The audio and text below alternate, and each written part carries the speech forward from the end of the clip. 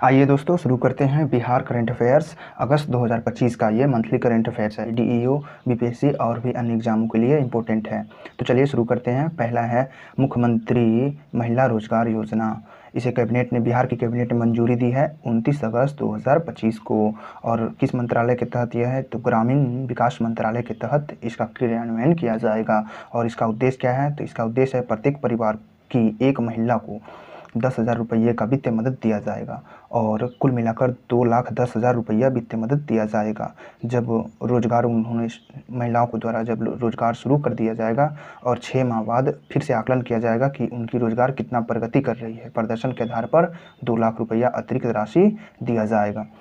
तो ये चर्चा में रहा था मुख्यमंत्री महिला रोजगार योजना। इसके तहत टोटल कितना दिया जाएगा? 2,10,000। पहली बार में 10,000 दिया जाएगा प्रत्येक महिला को। स्वयं सहायता समूह से जुड़ी हुई हों उन्हीं को दिया जाएगा। ग्रामीण विकास संस्थान इसका मंत्रालय है और प्रदर्शन के बाद 2 लाख रुपया अतिरिक्त दिया जाएगा। महिलाओं के निर्मित उत्पादों की बिक्री हेतु हाट बाजार भी विकसित किए जाएंगे और यह प्रारंभ हो रहा है सितंबर माह से ही। सितंबर 2025 के माह से ही इसको प्रारंभ कर दिया गया है। नेक्स्ट है राज्य मादक पदार्थ नियंत्रण ब्यूरो की स्थापना करने वाला बिहार कौन सा राज्य बन गया? तो यह तीसरा राज्य बन गया है। तो बिहार मादक पदार्थ नियंत्रण ब्यूरो स्थापना करने वाला तीसरा राज्य बन गया। पहला राज्य था पंजाब और दूसरा राज्य था हरियाणा।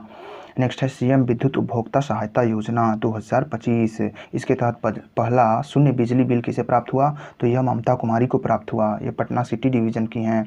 और उदय महतो को प्राप्त हुआ। ये गुलजार बाग सिटी डिवीजन के हैं। तो सीएम विद्युत उपभोक्ता सहायता योजना, इसके तहत 125 यूनिट बिजली फ्री कर दिया गया है। इसी के तहत शून्य बिजली प्राप्त करने वाला पहला व्यक्ति ममता कुमारी थी। यह पटना सिटी की महिला थी और उदय महतो था गुलजार बाग का। नेक्स्ट है देश का पहला कृषि निदेशालय का गठन किस राज्य में किया गया? तो यह बिहार में किया गया है।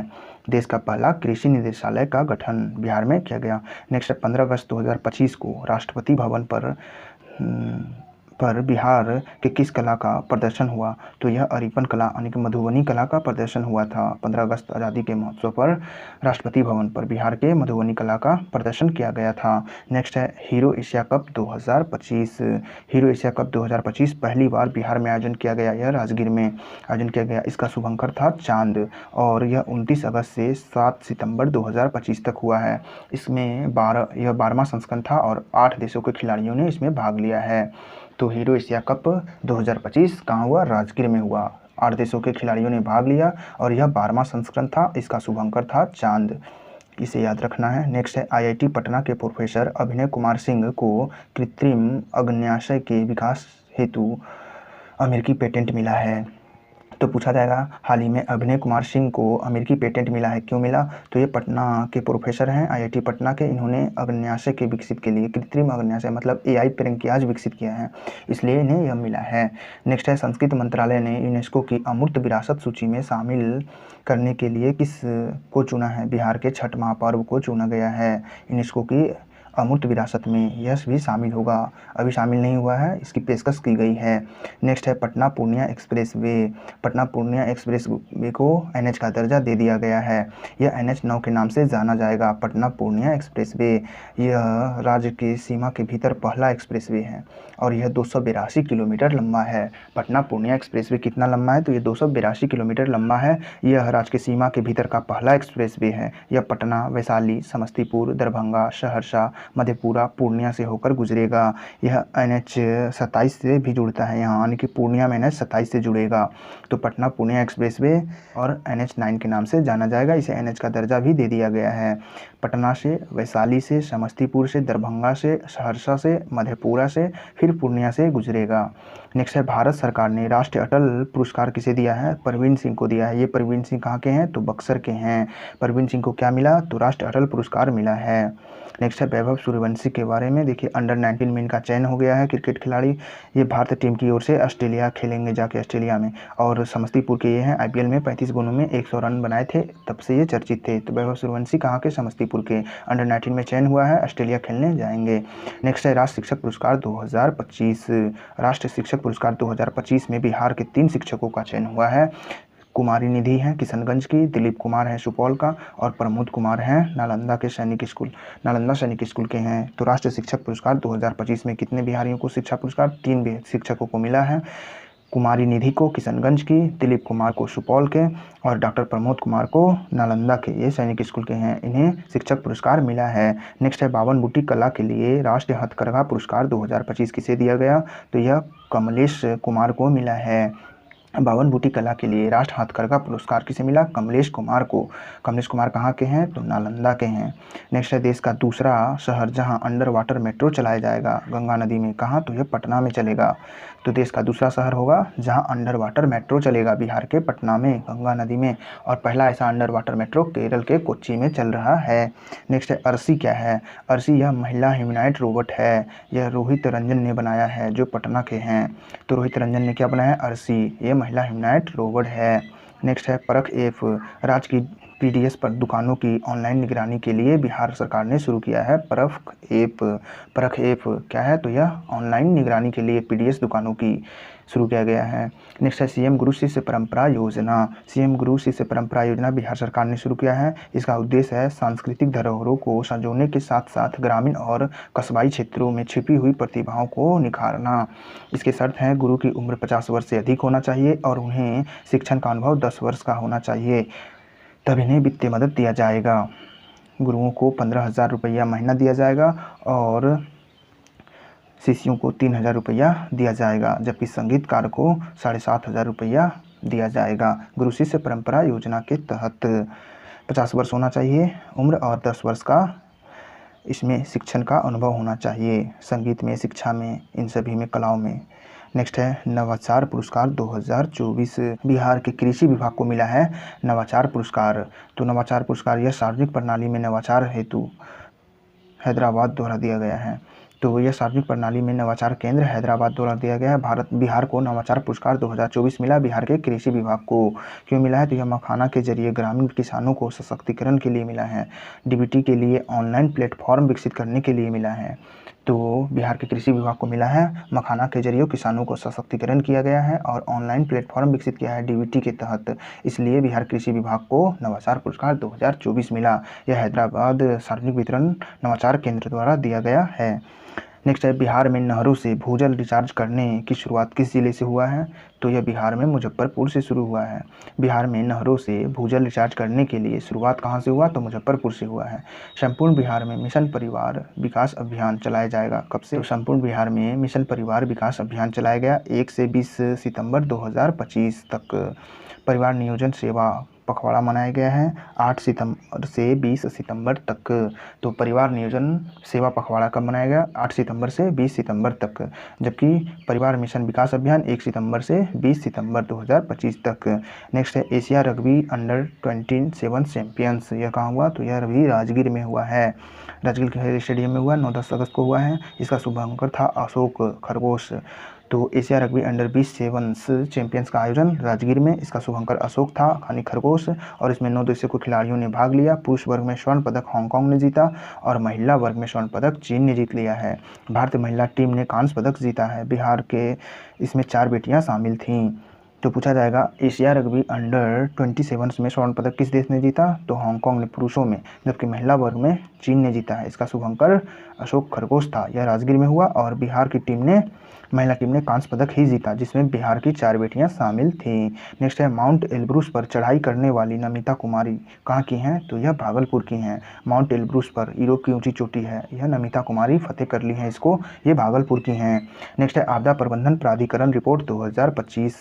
आपदा प्रबंधन प्राधिकरण रिपोर्ट 2025 के अनुसार बिहार का सर्वाधिक संवेदनशील जिला अररिया है और सभी जिलों को कुल 5 वर्गों में रखा गया है, बिहार के सभी जिलों को, और बिहार का औसत आपदा संवेदनशीलता 0.46 है। तो पूछा जाएगा आपदा प्रबंधन प्राधिकरण रिपोर्ट के अनुसार बिहार का कौन सा जिला अधिक संवेदनशील है, तो यह अररिया है, और बिहार के कुल जिलों को 5 वर्गों में बांटा गया है और बिहार की संवेदनशीलता 0.46 है। नेक्स्ट है पीएम मोदी जी का बिहार दौरा हुआ था 22 अगस्त 2025 को। गयाजी में उन्होंने 13,000 करोड़ की परियोजनाओं का शिलान्यास किया और होमी भाभा कैंसर अस्पताल का भी उद्घाटन किया मुजफ्फरपुर में, जबकि NH 31 पर 8.15 किलोमीटर लंबा ओंटा सिमरिया पुल परियोजना का उद्घाटन किया है। तो मोदी जी का बिहार दौरा कब हुआ था, 22 अगस्त 2025 को। उन्होंने 13,000 से अधिक करोड़ का गयाजी में शिलान्यास किया परियोजनाओं का और होमी भाभा कैंसर अस्पताल अनुसंधान केंद्र का उद्घाटन किया। ये बिहार में कहाँ, तो मुजफ्फरपुर में है। और NH 31 पर 8.15 किलोमीटर लंबा ओंटा सिमरिया पुल परियोजना का उद्घाटन किया।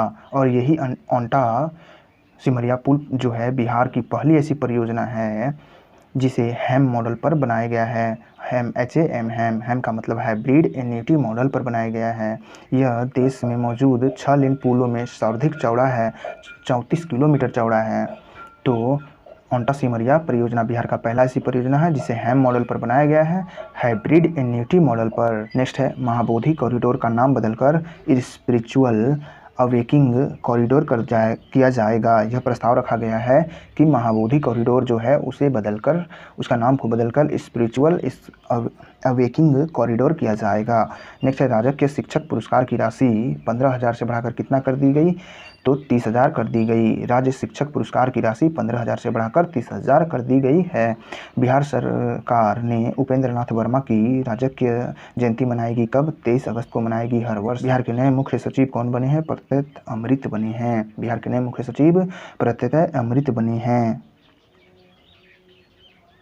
नेक्स्ट है 18वें अंतर्राष्ट्रीय खगोल एंड खगोल भौतिक ओलंपियाड। यह बिहार में न होकर यह बम्बई में हुआ है। तो 18वें अंतर्राष्ट्रीय खगोल भौतिकी ओलंपियाड 2025 IOA यह बम्बई में हुआ। 11 से 21 अगस्त 2025 को 64 देशों के खिलाड़ियों ने भाग लिया। 300 स्कूली छात्रों ने भाग लिया था। भारत ने 4 पदक जीते जिसमें 3 स्वर्ण और 1 रजत पदक था। बिहार के एक प्रतिभागी पानिनी ने भाग लिया था और उन्होंने स्वर्ण पदक जीता है। तो पूछा जाएगा 18वें अंतर्राष्ट्रीय खगोल ओलंपियाड कहाँ हुआ है, तो यह बम्बई में हुआ। और कितने देशों के, 64 देशों के छात्रों ने भाग लिया। 300 स्कूली छात्रों ने। भारत ने कितना जीता पदक, 4 पदक, 4 में 3 स्वर्ण 1 रजत। और बिहार से एकमात्र प्रतिभागी गए थे पानिनी जो हाजीपुर के हैं। पानिनी ने स्वर्ण पदक जीता है। नेक्स्ट है बिहार सरकार के विभिन्न पुरस्कार देख लीजिए, इस बार दिया गया है 25 में। बिहार सरकार के पुरस्कार है जैसे दिनकर पुरस्कार विमल कुमार को मिला है, कर्पूरी ठाकुर पुरस्कार आनंद कुमार को मिला। बिहार में डॉक्टर राजेंद्र प्रसाद पुरस्कार विश्वनाथ तिवारी को मिला और विद्यापति पुरस्कार कृप्ति नारायण मिश्रा को मिला, जबकि नागार्जुन पुरस्कार महेंद्र कुमार मधुकर को मिला है। तो सबसे अधिक इम्पोर्टेंट है ये कर्पूरी ठाकुर वाला। पूछा जाएगा कर्पूरी ठाकुर पुरस्कार किसे दिया गया, आनंद कुमार को। विद्यापति पुरस्कार कृप्ति नारायण मिश्रा को। नागार्जुन पुरस्कार दिया गया महेंद्र मधुकर को, जबकि राजेंद्र प्रसाद पुरस्कार विश्वनाथ त्रिपाठी को दिया गया और दिनकर पुरस्कार विमल कुमार को दिया गया। नेक्स्ट है बाढ़ से प्रभावित 6,51,000 परिवारों के खातों में कितना करोड़ रुपये का CM ने हस्तांतरण किया है, तो नीतीश कुमार जी ने 456 करोड़ रुपये का हस्तांतरण किया है। बाढ़ पीड़ित से प्रभावित लोगों के परिवारों के लिए यह 6,51,000 परिवारों के लिए प्रति परिवार 7,000 रुपया दिया जाता है। बाढ़ पीड़ित परिवारों को 7,000 रुपया दिया जाता है। टोटल इस बार 2025 में 456 करोड़ 12 लाख हस्तांतरित किया गया मुख्यमंत्री के द्वारा। नेक्स्ट है नया सवेरा अभियान 31 जुलाई से 14 अगस्त तक चला है। 2025 में बिहार पुलिस ने चलाया है। इसका उद्देश्य है तस्करों से महिला और बच्चों को बचाना। और प्रथम स्थान पर इसमें सारण है, सेकेंड स्थान पर पटना है और 112 लोगों को बचाया है बिहार पुलिस ने। तो पूछा जाएगा नया सवेरा अभियान किसका है, तो बिहार पुलिस का है।